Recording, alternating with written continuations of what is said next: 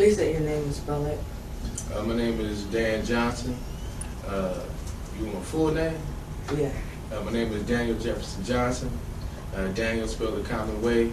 Jefferson, like the school across town. And Johnson, common spelling. Where were you born and raised? I was born in Milwaukee, Wisconsin. What brought you to Dubuque? A job. So, no, a job. I mean, actually, this is my second time through. So, and both times, I think I was called to be here. Where did you go to elementary school? Well, growing up in Milwaukee in the 70s, I went to 3 different elementary schools. The first school that I went to was a neighborhood school. It was called 20th Street School, and now it's called Harriet Tubman Elementary School. And then integration occurred, and they bused me from a neighborhood school, which is 3 blocks from my house. And I take an hour-and-a-half bus ride to the south side of town. And that's the school, that's one of the schools I ended up going to. And it was called Morgandale. And I akin that experience to, you know the show, Everybody Hates Chris? You know how Chris talked about how he was transferred to the school where he's supposed to get a better education? Well, I was smarter than everybody in my class.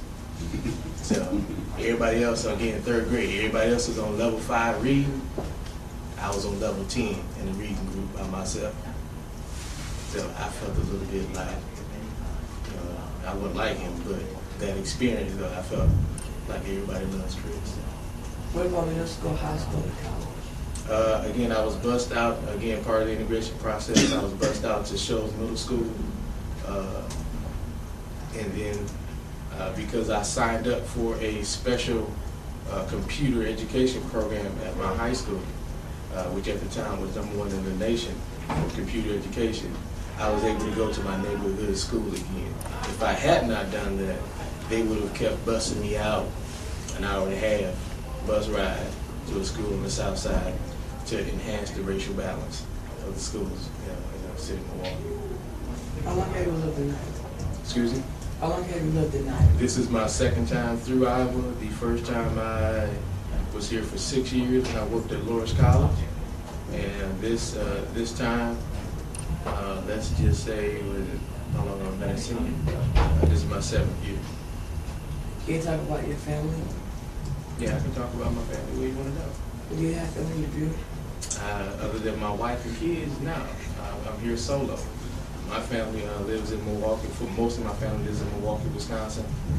We got a stepbrother who lives in Florida, Minnesota, stepsister who lives in South Carolina. But my primary family still lives in Milwaukee. What is your impression of Iowa? Excuse me? What is your impression of Iowa? I think Iowa's a good place. I think Dubuque is a good place. It has its challenges just like living somewhere else.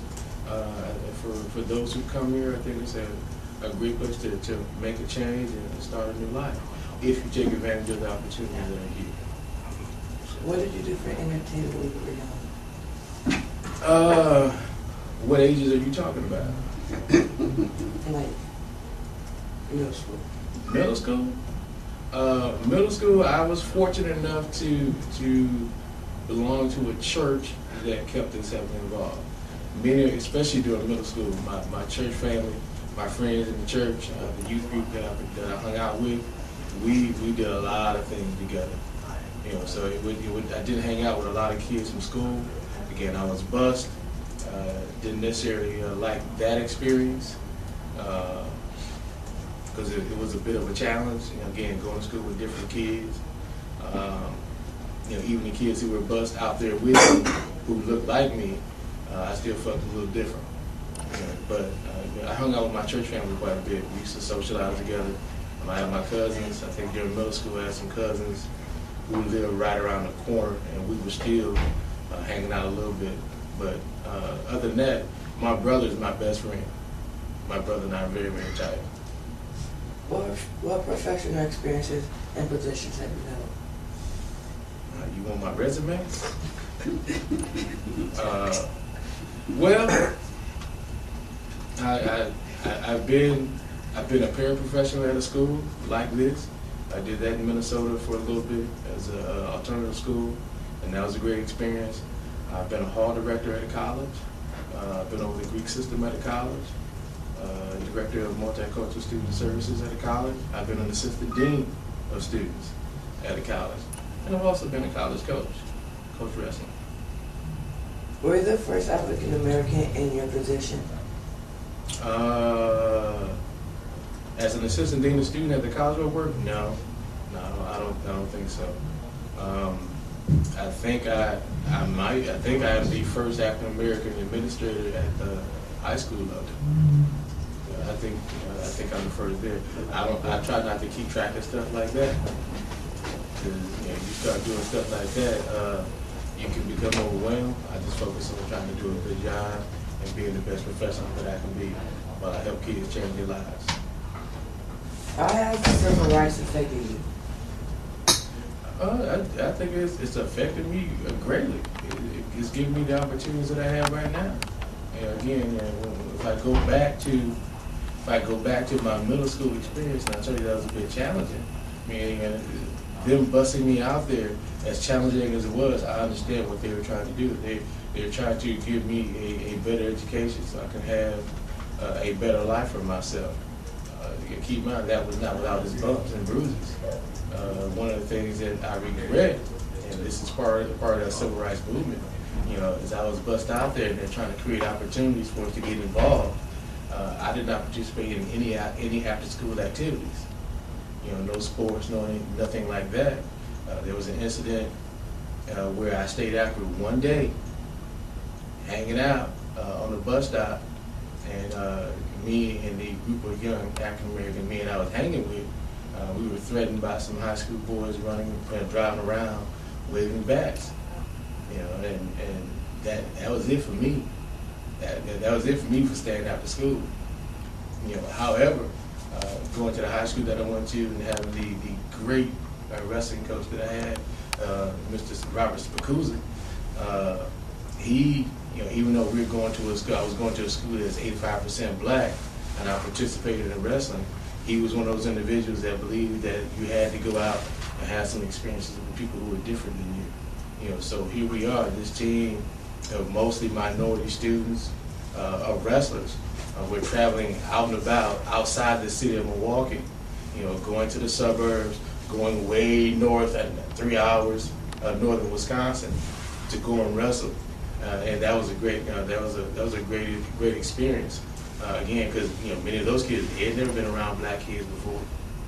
We're going up there. They're showing us what it's like, to work on a farm. We have practice together doing those things. I said, and those things. Again, if not for the civil rights movement, those things like that, people may not have had the courage to push me and those my other friends to have that experience. And what organizations have you been involved with and why? What organizations? In college, I was involved in Black Student Union, and then my church organization growing up. And if you're talking about organizations like some of the more community organizations, I don't do that as much. I'm more of a grassroots type of person, doing things like that. My church group was the group that I belonged to, and we did a lot of things in the community, trying to help people improve their lives. And again, looking back at it, I'm like, my life wasn't all that great. I'm trying to help everybody else. But I think when you're fortunate or you think you're fortunate, you need to try to help other people improve. Why did you choose to get involved with these organizations? Well, the church organization, I didn't have a choice. My mother made me go to church initially. Actually, I did have a choice. I went to the church before my mother did. I went to the church, one, because my aunt asked me to go. I got involved because those things seemed like fun. As I told you before, most of my friends in middle school were people from my church. And if we're looking at having something to do, that's what I did. I hung out with them, doing whatever they asked us to do. I had a very strict mom, single parent. I wasn't allowed to go outside. So my social experience was hanging out with the people at the church, they were okay.